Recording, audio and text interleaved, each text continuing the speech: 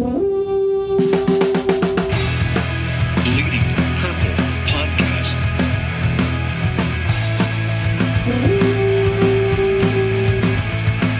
Deep block, steps up in the pocket. He'll fire to the right side. Caught by Diggs. Stay on. Oh my God! 30, no tag. Are you kidding me? In the Minneapolis way. Stephon Diggs and the Minnesota Vikings have walked off on the New Orleans Saints. It's a 61-yard Minneapolis miracle. I can't believe what I just saw. What an unbelievable play.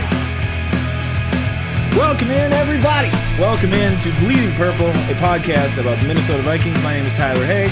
I'm joined, as always, by Mr. Adam Patrick. Hello, good sir. Hey, what's up? Let's start at the newest bit of news. I think the newest bit of news is Weekly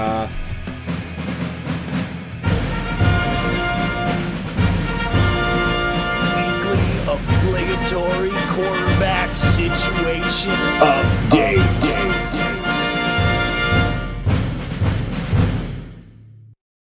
Ian Rappaport reporting via Twitter that the Vikings have no intention, or I forget the way he worded it, but the Vikings They're are not not going expected to. Yes, thank you. Not expected to tag Case Keenum, which basically makes Case Keenum a free agent. And I think to myself, if they had plans of signing him, would they not have been doing that? They probably would have signed him already, correct? If they had intended to make him a long-term offer, or a multiple-year offer, I should say.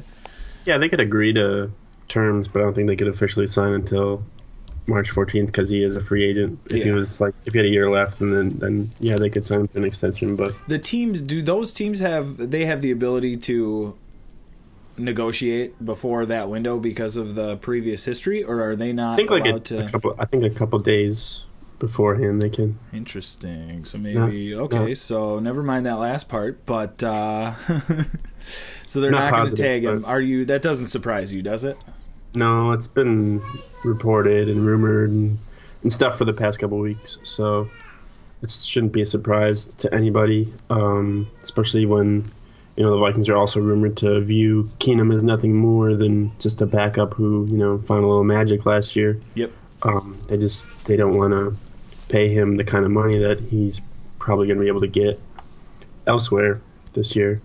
So I mean, it doesn't mean that the two can't agree on something, this year. But it just looks like the Vikings don't want to pay him the kind of money that the franchise tag would give him, which is around like $24 million. So it's possible he could come back, but that was going to be my next question. Do you see them? He's probably going to get more money offered to him by other teams, and he would be pretty stupid not to take that money this year. Yes. Considering this might be his only opportunity to get that kind of money. There's no guarantee that he's going to perform like he did in 2017 ever again. They would be foolish to not seek the maximum amount of years and the maximum amount of money, correct? Yeah. Sometimes it's not about the money, but for Keenum, it's about the money this year. He'd be dumb not to take that. Yes, I agree completely. Do you think... Well, let's talk a little bit about the mutual admiration and, I guess, interest from the Vikings to Kirk Cousins. Obviously, Kirk Cousins is going to have a number of suitors. The Vikings don't even seem to be on any of these lists anymore. But obviously, there's interest there. What do you think? I mean, they're going to give a push here. The Keenum thing, obviously, I don't want to say all in because I hate that term, but they're going to make an offer to him, a big offer to him. Yeah. They're going to go after him for sure. I think Mike Garafolo from NFL Media said today that they're going to make a strong push. And then Gil Brandt, somebody from NFL Media, said there is mutual interest on both sides, and that he actually believes that's the Vikings are where Cousins will land. I mean, Cousins can get more money elsewhere, but I think the Vikings just have that advantage of just being a team that just went to the NFC Championship. And Cousins doesn't have to put a whole team on his back to, be successful, and he can still get the kind of money that he wants. Maybe not exactly what he wants, but he can still get a satisfying amount of money with the Vikings. and it won't cripple the Vikings as some people believe. If they pay, even if they pay him $30 million a year, they're probably going to still have around $30 million in cap room, which is like the league average this year. So. That seems to be a very common thought right now, is that if they sign Cousins to a deal that is worth, like market, nothing crazy like Jets are talking guaranteed money wise, but if they do that, they are basically sacrificing a Diggs or a Barr or a Kendricks or somebody. And isn't necessarily true, correct? No, and then I don't, you never know what's going to happen down the road either with those players. So saying that by not signing Cousins, then you're saving money to sign Kendricks or a Diggs or whatever. There's, especially look at Teddy. There's no guarantee that those players are going to be healthy or be there 2 years down the road. So you have to think of, you have to be in the now, and you have to think of, what can help your team next season. Yeah, and having a quarterback and then later on having to make a decision on those players is a problem that they are fine with if it comes to that. Somebody was tweeting at me or whatever saying how the Vikings are going to enjoy having Cousins and mediocrity with him at the quarterback and spitting like his record with the Redskins. And I'm like, the Redskins are like, they've been horrible the past couple of years because they don't have like the weapons or the defense or the coach that the Vikings have. Like that record does not like resemble what Cousins' abilities as a quarterback. Yeah, he doesn't play defense, and that also kind of assumes that like mediocrity. Like, dude, that's all we've seen. Like, oh god, the same thing we've been witnessing for 15 years. Yeah, like, yeah. Okay. Like, Keenum wasn't throwing for 5,000 yards. Yeah, like what? Yeah, mediocrity. Like, go through the list. Like, are you like? Yeah, that I think that is welcome. I think at this point. And then some people, another opinion was thrown out where Cousins. People view him as having the same ability as Teddy Bridgewater, and people are like, well, why would you pay more for Cousins than you would for Teddy Bridgewater? Well, Kirk Cousins has played every game for the past 3 seasons, and Teddy hasn't played in 2 years. As much as everyone wants him to succeed, there's no guarantee. You can't, I actually think right now the Vikings' top priority is for quarterback is to see if they can sign Cousins, and then their backup is to sign Teddy. Yeah. I guess that was going to be my next question is like in, I don't want to say worst case scenario because just like a plan B, they don't get Cousins. Cousins goes to like New York or something and the Vikings are left with probably not Keenum. They're probably at that point would definitely sign Bridgewater. Keenum's probably someplace else if they're pursuing Cousins. Like, wouldn't you assume? Because do you think all these moves are going to happen really quickly after the beginning of this, or do you think some of this is going to get drawn out? They usually do happen within the week, the first week, and I think some of the stuff's going to happen. The combine's going on, I think, starting at the end of this week and then next week. So like GMs and coaches are all going to be there, and agents and stuff, and they're going to talk. And I think the Vikings are probably going to like feel it out and see what their chances actually are of getting Cousins to come there, and if they don't feel comfortable about it, then they'll probably just go and sign Teddy without trying to burn any bridges like that or anything. Yeah, I think they'll know before the new league year starts whether or not they're going to sign Cousins. Yeah. Okay. And then we'll make moves going forward. Is there any chance, do you think, that Bradford is going to make his way back? I heard a radio personality today bring that up as a possible option. I think it would be last resort. I don't think so. I think he still thinks he can be a starter. And that's probably not going to be the case if he comes back to Minnesota. Yeah. If he comes back, not a clear cut. If he's the one that comes back, they're probably going to draft a quarterback in the first 2 rounds either way, and then those two will have to compete. Yeah. That's talking about worst case scenario. That's probably one of the ones definitely worst case scenarios you can think of. Yeah. But I think he'll probably go elsewhere where he'll have a chance to compete to be a starter, because I don't think he's going to be given that opportunity with the Vikings because they know his injury history in the past couple of years, and they probably don't want to take that risk again based on how much they've dealt with knee issues the past couple of years with everyone. No kidding. And the turnover in that quarterback room has been insane. You mentioned backup starting stuff. Who do you think is going to be the backup quarterback for the Vikings next year? Right now, I mean, obviously, Kyle Sloter's the only one signed. There's a chance that he could be the backup. We'll see, what he can do in the offseason and in training camp. But I think a strong candidate might be Josh McCown. I know his name's been thrown out there a lot because of his connections with DiFilippo, and he's just a good veteran backup who's still, got a little in the tank, who can, maybe come in for a couple games or two if they need to.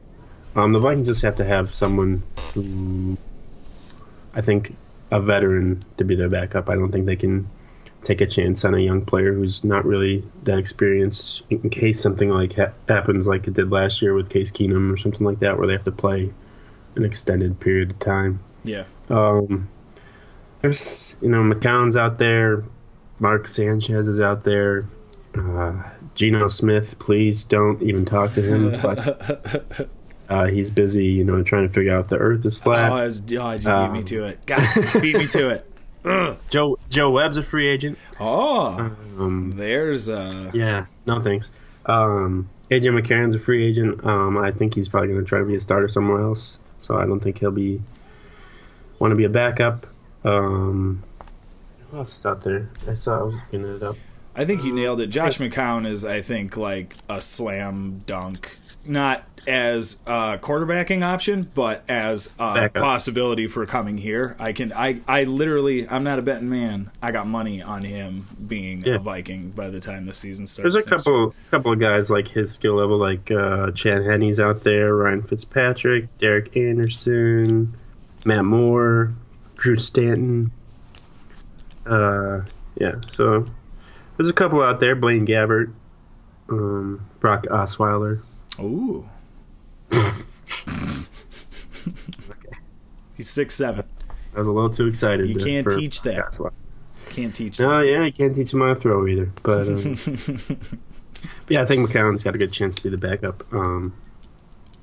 People react to that negatively too, but I don't know why he's not going to be the starter. So I don't know. McCown feels like another one of those like kind of Keenum sort of guys where he's a good guy to have in like the meeting room. And they're not that bad at playing football. They just happen to be on really bad teams for a like huge chunk of their career. So you just identify them with poor. He like Keenum. He had a second half of the year with the Bears that one year, and then he went and got paid, which he should have with the Bucks, I think. And so, he's going to probably do what Keenum's going to do this year, and then Keenum will be the next Josh McCown. McCown and Glennon in Tampa Bay, were they there at the same? I think so. One and then the other. Yeah, good. That was the year before they got Jameis. Yikes, man! That is, man, real good stuff. Blake Bortles is off. What do you think about Jacksonville going with that as an option? What are they seeing in him that the rest of us, are not seeing? Like, because it seems like they. Well, they see him every day in practice, but I don't know how much they see in him past this year. They might want to just keep him in town so they can draft somebody, and then have them sit for a year, maybe like Lamar Jackson or somebody. Yeah. And then I think Bortles' contract is pretty good where he can be released next year where the cap hit isn't too bad. But it eliminates Kirk Cousins from going to Jacksonville. Yes, it does. Which was a top choice for a number of people out there that I've read, that Jacksonville would be a nice destination for him. So that eliminates them because I don't think they're going to have Cousins and Bortles. I don't think they'd be able to afford that anyways. No, that wouldn't. But yeah, I think it's just more of a knowing what they have, and then knowing that there's probably not going to be any good free agents besides Cousins this year that will be available to sign. So they're probably just going to draft somebody and hope for that. I was thinking about that. Like, that is a short list of guys that are like capable of being day one starters, and or guys that you would want to be. your starter week This one. year or next year? This year. Or with just well, on everyone's roster? just like Cousins and just as free agents available for teams to, and Vikings specifically, to choose from. There's not a lot of guys, and Cousins is. Yeah, I think that. I mean, Cousins, and you got the three Vikings free agents. That's like the list. And Drew Brees, but he's going back to New Orleans. I know that was mentioned again today, and I was like, oh, but what if? What if though? He's not coming. unless New Orleans is like, hey, dude, we've had enough. But I don't really know what their other option is. Yeah, the kid that almost blocked the punt in the NFC Championship or whatever the divisional round. He did block it, didn't he? No, or somebody else did. He was close to it, and then the other guy. Yeah. Because I've watched that game a lot, actually. I don't think I've watched it since. I had it. Well, I figured out this was right around the same time that I was figuring out that I could record stuff on my TV to have for later. Welcome to 2018. Well, and I knew that I could do it. I just figured out how to do it and how to access it later. And that was one of the first ones I caught, and so it's just there, and I can watch it. Well, since you've watched that, I haven't really watched it, but I can't remember if was Keenum, was he as bad as people say that he was in the second half of that game, or was it more just on the whole team? I think it was just on the whole team, and to me, it didn't feel like it was so much the Vikings falling apart. I mean, that was ugly. And but it's Case Keenum. He always has a couple, 2 or 3 plays that were like that, and he did that. But I think it was more of an inevitability on the defensive end that Drew Brees was going to score when he had they scored that first touchdown, and he's one of those guys you can't let him have the ball when there's under 2 minutes to go. Yeah, because he's going to score. And I mean, I guess you can kind of blame the defense for that a little bit, but yeah, I don't feel like Keenum was that bad. But I also don't feel like we should expect Case Keenum to be leading them to a victory in the playoffs. I just think that isn't what, and we've talked about it a bunch. That's not what they're geared to do. That's not what they ask him to do. That's not his. Well, yeah, especially last year they weren't. They tried to do that. I think the first game when they played Pittsburgh, they tried to put a bunch on his plate. And clearly it didn't work, so they were like, okay, we're not going to do that anymore. And the adjustment worked, and I'm glad that they did it, and I hope, that they continue to make adjustments like that. But then that's one thing, coming up. If they get Kirk Cousins, they don't really have to worry about. They can trust him to, lead them on a game-winning drive and stuff like that. One thing about Kirk Cousins that really worries me, though, is the old bleep throws, because he does have those. Oh man! But a lot of quarterbacks have those. They do, unless you're Tom Brady. Or and Case Keenum did too. Even Rodgers throws some bunch, bad throws out there. Definitely. But I think a lot of those bad throws are just Cousins trying to make plays make plays because he's got no other options on that offense. And with the Vikings, his coaches can be like, you know what, we've got talent, so you don't have to do that. If you got to throw the ball away on third down, just throw it away. We'll just come back out and have a better chance next time. Yeah. And you would think that decisions like that would get easier to stop making when you know that the defense behind you is really good at making them out after 3 plays, running 3 and outs and then getting the ball back. Yeah, I don't know, man.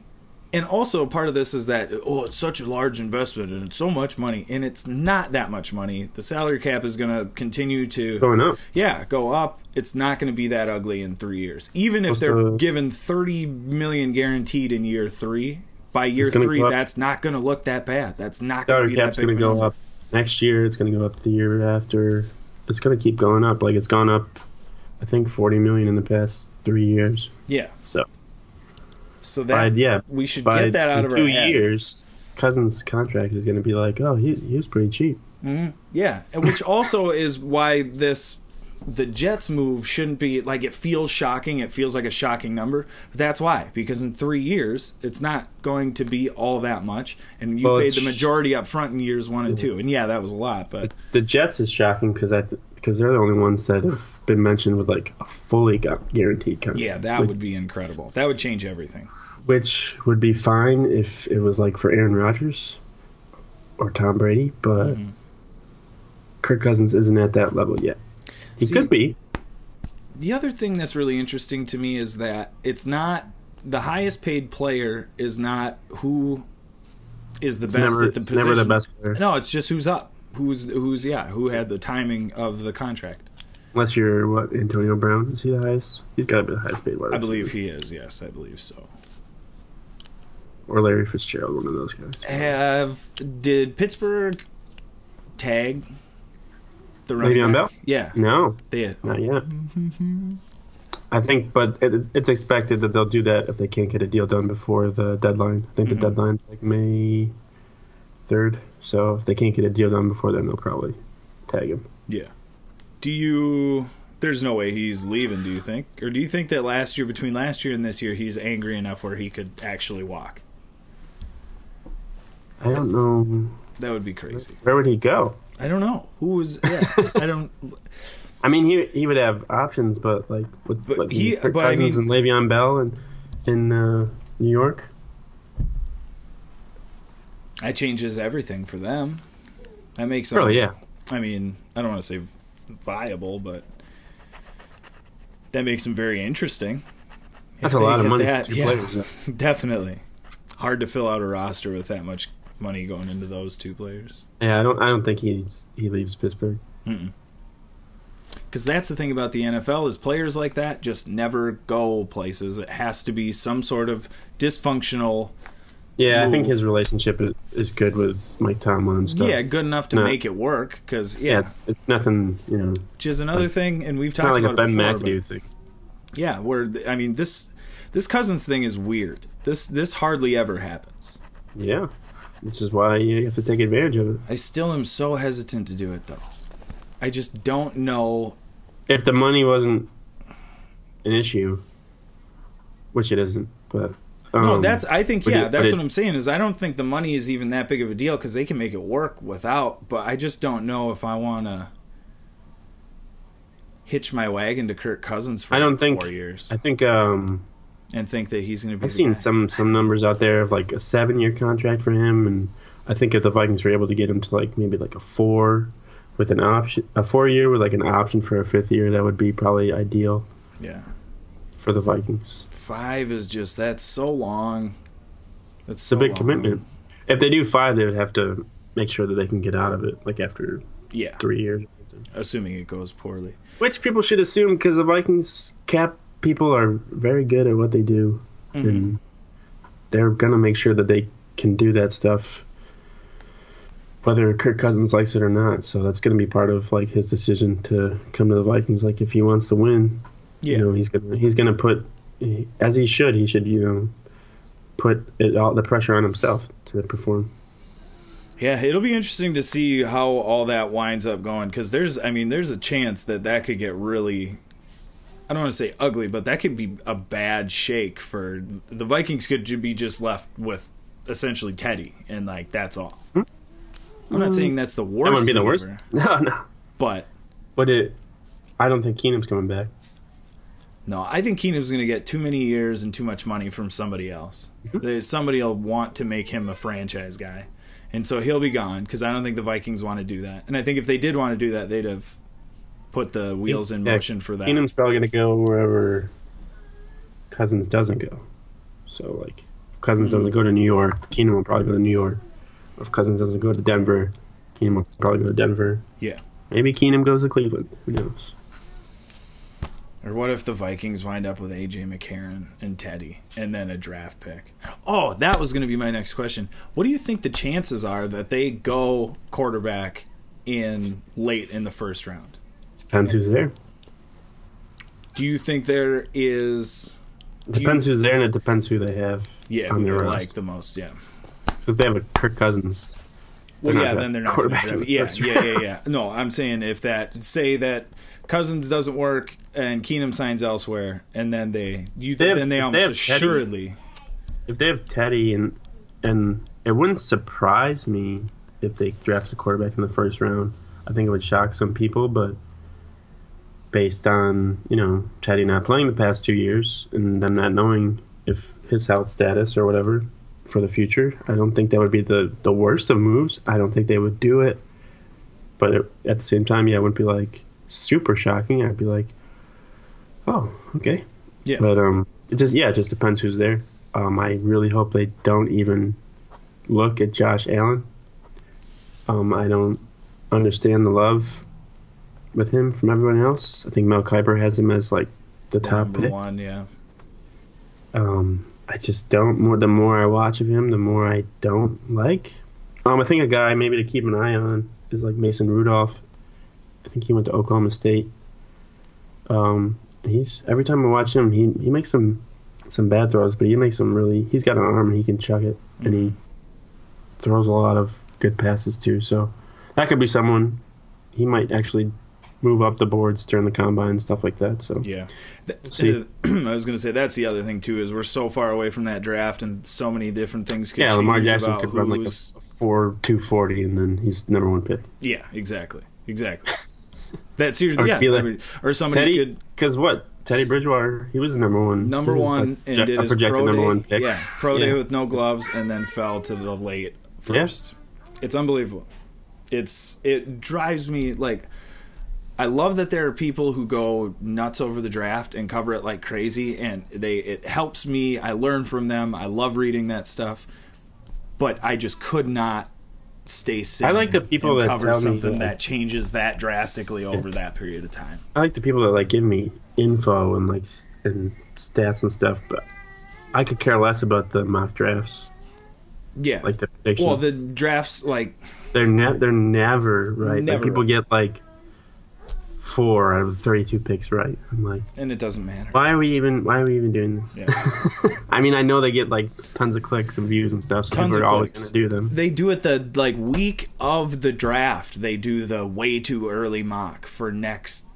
It's a the year week away. After? Yeah, Like it's the like day after or whatever? Yeah, the day after. So it's like a full year off, and they do one. It's like drives me crazy. I think that was the one where the Gophers quarterback who was not going in the first round they said he was going to go. Oh, I remember that. I think it was McShay. He liked him. Yeah. Tom McShay. Yeah. And I think McShay later was like, I have young people that are doing this for me, and they saw he was a 3-year starter. I didn't look at it, and it's like, oh yeah, shocking. Sure. Yeah, right. I see people are like, I think I saw Florio was getting a little angry about ESPN picking Kirk Herbstreit to be on the draft coverage, that they'd rather have a college guy than someone like one of their NFL analysts do it. I'm like, it's a college guy talking about college football players. Like what? It's unbelievable. How is it? Yeah. He's good at what he does. They're using his talent because they need someone because Ruden's not there anymore. And some of those guys, it's like, oh, this player that I've called games for 3 years that he's been at this big school. Yeah, I know a lot about this guy.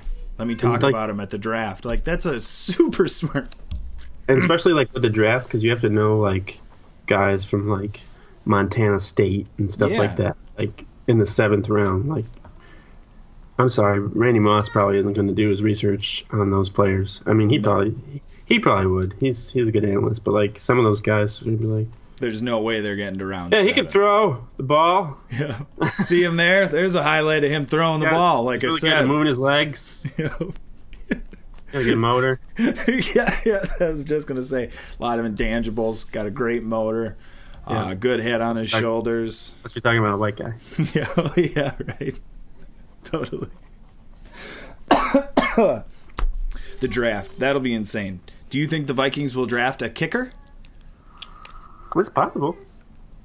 I don't know who's out there. I have no idea either. I haven't scouted kickers. And didn't they draft Blair Walsh too? So maybe that's the wrong way to go. Just grab one of the guys that have been kicking for 2 decades. Yeah, but Blair Walsh, they reached on him too because he wasn't even that good in college. No, his last year was horrible. Really bad. Yeah, so I don't know what. That was a miss by that was a Spielman. They could draft somebody. I saw Graham Gano is probably going to get franchised by the Panthers, so he's not going to be coming to the Vikings. I thought that had a chance, but No, no. Just Janikowski. It's time. It's time for Sebastian Janikowski to come. You wrote something about that. I did. He's going to be a Viking. Yeah, not you. Yeah. I did not write that. I wrote it. And, and I want him to be a Viking. I don't know why. It's strange because he's not that great of a kicker. I mean, he is good, and he does a lot of the stuff that Vikings kickers, as of their recent history, he does. Yeah, you mentioned he's good at extra points. Yeah, much better than the Vikings have been. He's got experience, for being under pressure. He's attempted a 75-yard field goal or something outrageous like that because he had that big of a leg. I don't even know what was his injury. Was it his hip or something? It was his back, actually, which is a little bit scary, but it's the first, as far as I could tell in my research for that article, it was his first stint on the injured reserve. He was he's not been hurt, or he was, but it's also his back, and he's a kicker, so I'm thinking he's going to be healthy, he's going to be rejuvenated. It's going to be, no, that's part of his thing. That's like asking Bartolo Colon to, lose weight. Come on, man, it's part of the brand. Sorry. He, shoot, what was I going to say? It's going to be like that Rookie of the Year movie where he just got the cast on his back and now it's off and he's going to be able to kick it 70 yards. The Cubs kid? And and he's going to lead the Vikings to the pennant. So it's a good movie. Mm-hmm, yeah, great movie. And that kid was later in American Pie. Wonderful actor. I watched Air Bud Golden Receiver yesterday. Yes, I saw that tweet. That was real good. Grinding film, right? I watched this. My wife was like, "Can you change this? The acting is horrible." I'm that's what makes it great. They did so many of those movies, too. Oh, yeah. Oh, man. So many. Did you know that the Air Bud dog is the same one that was in Full House? No. Yeah. Comment. That's Air Bud. Holy smokes. I just blew your mind. Yes, you did. So many questions. What was the dog's real name? Was it actually a Comet? Air Bud. I don't know. Air Bud. Dude, that dog, is there a dog acting Hall of Fame or just a dog Hall of Fame in general? Because that animal should be there. You got Scooby and you got Pluto, Scooby, Goofy. He talks. He's a dog, so he's got to be in. Yeah. And then Air Bud / Comet. Man, we have really drifted off course. Was that maybe the same dog in Homeward Bound? I can't keep... I don't know. I forgot about that. Too many questions. All right, let's stay focused. A lot of dog movies back in the late 90s. Yeah, and a lot of golden retriever, popular breed. It was a good time. Very easy to train. Yeah, that is true. All right, stay focused here. Back to what were we talking about? Which quarterback is a golden retriever?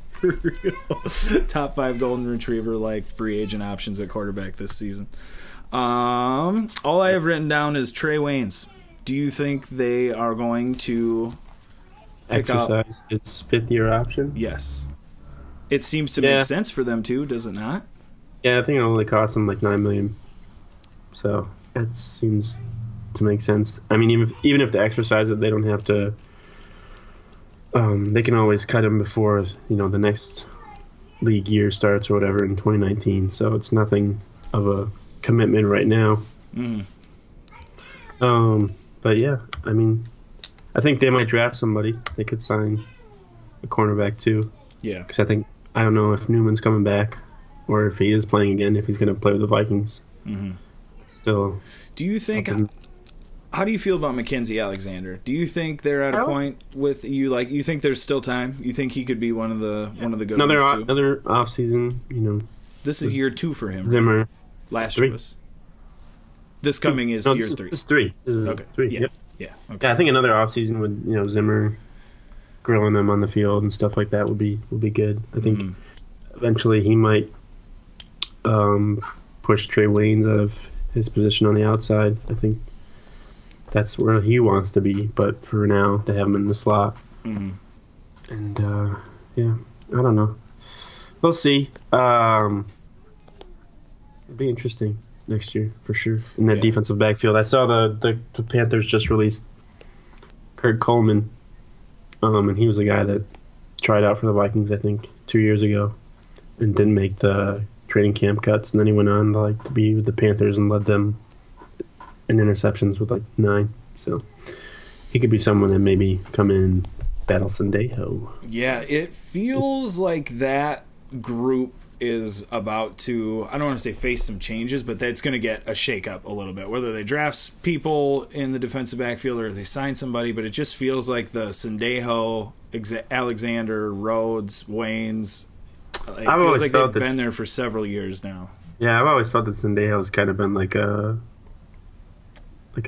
holding place or whatever. Mm-hmm.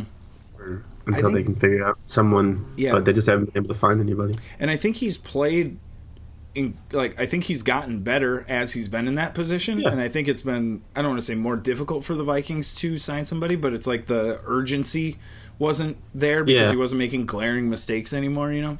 I feel like they might have wanted Jaron Kearse to be that guy, but he's just never been able to be that way on defense. He's good on special teams, which is valuable too, but just hasn't been able to be that guy. And I'm not sure if Anthony Harris will come back because he did all right replacing Sendejo, but he wasn't like. If he was good enough, he'd be probably starting over Sendejo anyways. Definitely. And when Harris is in, there's a change in, I don't want to say change in philosophy, but there's a dynamic that changes in the back end of that defense where it's not as hard hitting, it's not as aggressive, and they're not afraid to go over the middle anymore because they don't have Sendejo like it's heat-seeking missiles. And I don't know, and I don't want to say it was so much he was playing poorly or doing anything wrong. I just think he's different. And for that defense last year especially, I don't think he necessarily fit in that role with them very well. Well, last year was definitely Sendejo's best season. Yeah, I think. But when Harris was in and I was I don't know how much that says. Yeah. I don't know how much that says about Sendejo for last year being his best season, although I guess Pro Football Focus ranked him their 11th best safety, whatever that means. Harrison Smith was number 1, but I don't think you need a grading system to figure that out. Yeah, I think he played pretty well this season. Yeah. Good enough to be a Pro Bowler, but not according to the Pro Bowl. Yeah, not good enough to get voted in. So not first off. Unbelievable. It's a travesty that he isn't a Pro Bowler. What else do you got? Anything else Vikings-wise? Anything else NFL-wise that you're seeing? I think like I said, the combine, I think it's starting at the end of this week. And Spielman and Zimmer will probably be talking in the middle of the week. I think they're on Wednesday and Thursday. They'll be talking to the media, probably telling them nothing. Yep. I'm sure people will be like, oh, are you guys talking to Kirk Cousins? And they'll be like, no, we're not. Mm-mm. But, there's interest there. But we're just going to wait and see how things go. This time of year drives me crazy, too, because they all do it. So it's like all you hear is just non-answers, constant non-answers for the next 2.5 months or however long it is until that stupid draft happens. Ugh, God, it drives me crazy. And the other thing, too, is especially for our group, like Spielman's good at it, but you can tell when he's doing it, but Zimmer's awful at it. Like, it looks uncomfortable for him to be because he used to not tell you. Well, he used to not be that way. And then I think, after a year or so, the PR and everyone was like, dude, you got to stop, telling everybody everything. Yeah. There's a reason we all play this game. You got to start playing the game, man. So now he's sort of got, the Belichick answers where he's like, yeah, we might. Mm-hmm. I'm not going to tell you, though. Exactly. I do like, though, in Zimmer's defense, I like that he will actually tell you that. Why would I tell you? I don't have to tell you that. Yeah. I'm not going to tell you that. It's like, well, that I can respect. But, not a BS if he wants you to know something, he's going to tell you.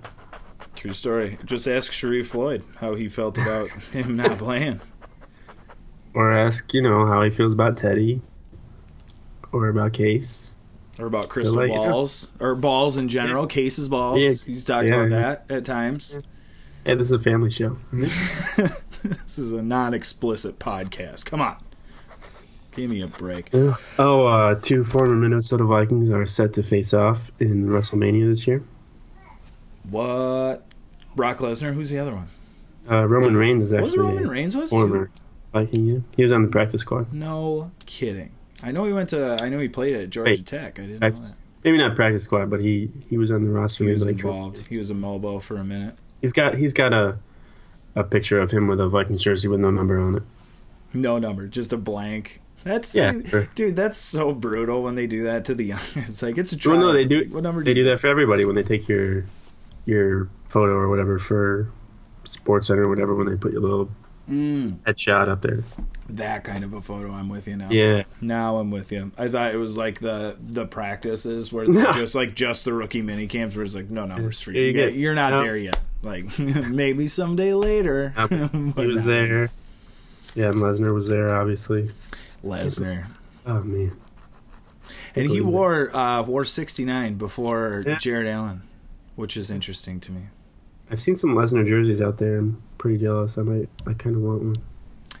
I will. Those Vikings jersey, that era, and the Brett Favre was in this era too. Those jerseys are so hideous. They are so god awful. Favre ones, swoopy. I like the. Oh, I hate them. The Moss era ones. I like those. Yeah, those are my favorite. And then the ones now. Those are classic because they had those for like the whole time. It was just basically the same thing. I like that now. It's kind of back to that, but just new. It's like simple.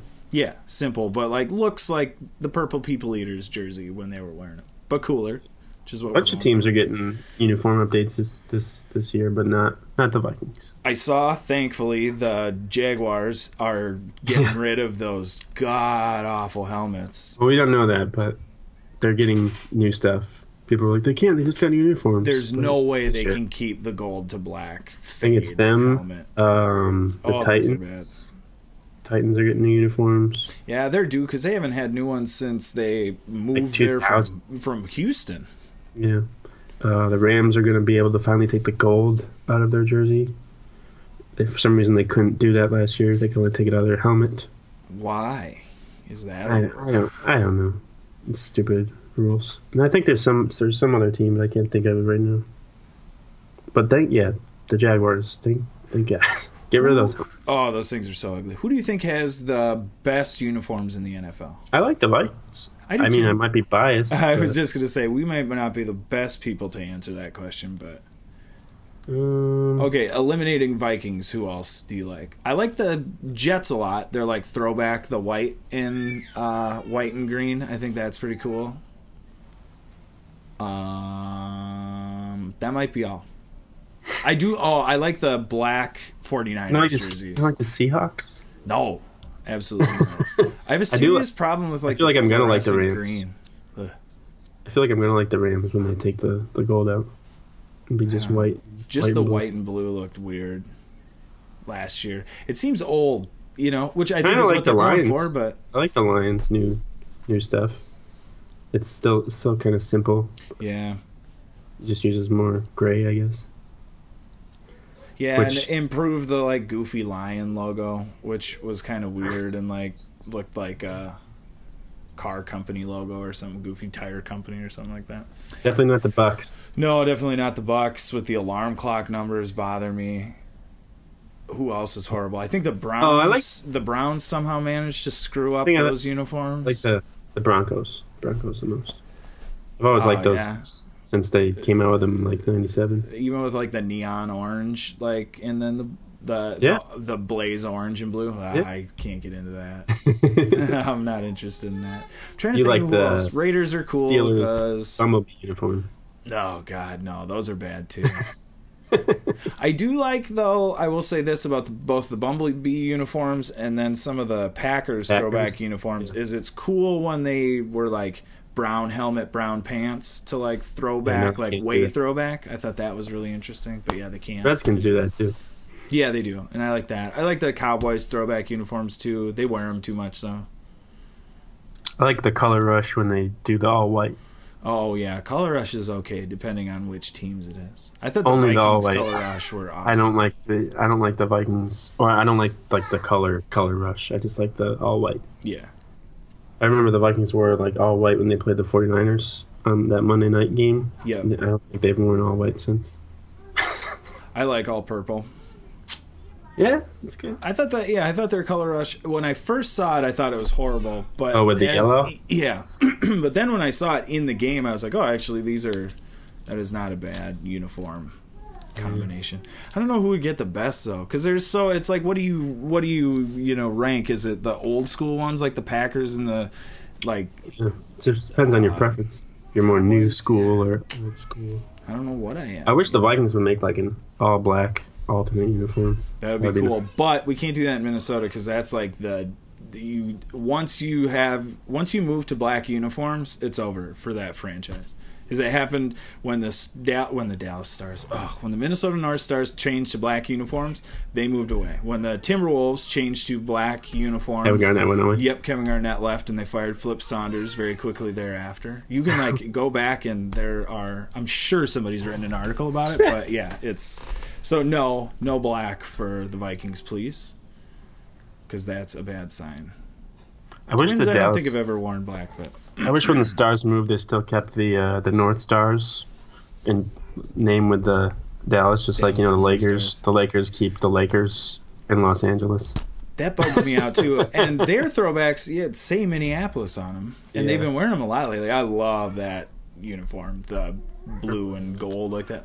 Oh, so good. Strange uniform talk. Look at us go. We should start a new podcast about just uniforms. Acting dogs, uniforms. This is the off season. Dude, exactly right. Welcome to the off season.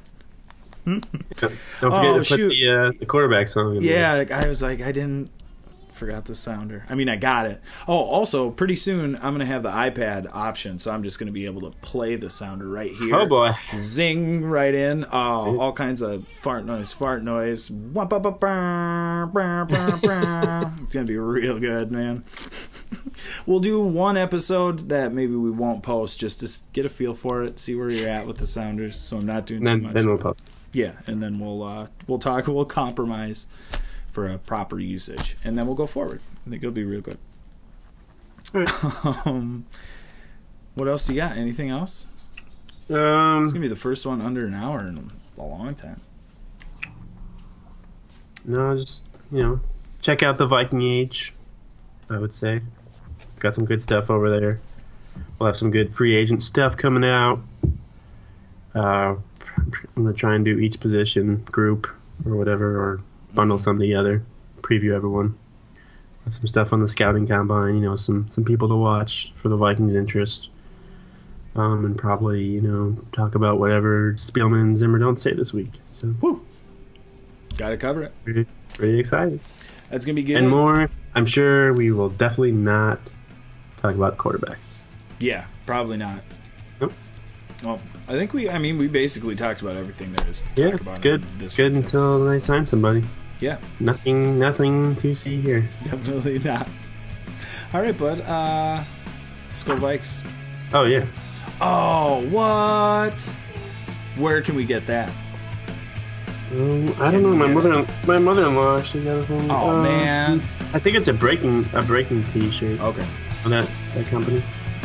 They make some good stuff. Yeah, definitely. This is not my design. Pretty sweet. Pretty sweet. I wear it around. All right. Well, my babies are crying, so All right. see you next week. They heard about Sam Bradford. Exactly. Later. All right. See ya.